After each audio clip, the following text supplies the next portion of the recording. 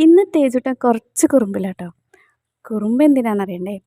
ഒരു ചക്ക കിട്ടി ഞങ്ങൾക്ക്. അപ്പോൾ ആ ചക്കയുടെ മുകളിൽ മുളഞ്ഞിണ്ടായിരുന്നു. ഈ ചക്കയുടെ മുകളിൽ ആ പശ പോലെ അതുണ്ടായിരുന്നു കേട്ടോ. അപ്പോൾ അത് തേജു കൈമാക്കിയിട്ട് കളിക്കുകയായിരുന്നു.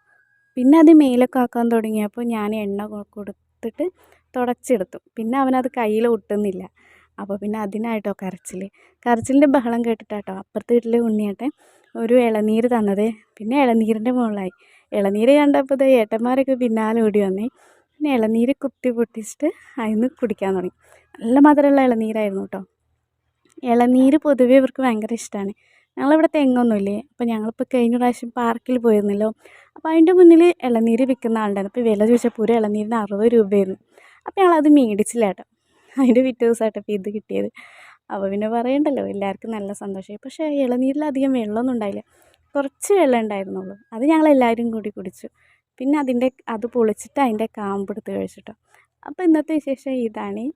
അപ്പോൾ ഇത്രയുള്ളൂ കേട്ടോ. വീഡിയോ ഇഷ്ടമായി കഴിഞ്ഞാൽ സബ്സ്ക്രൈബ് ചെയ്യാൻ, ലൈക്ക് ചെയ്യാനും മറക്കല്ലേ. Thank you.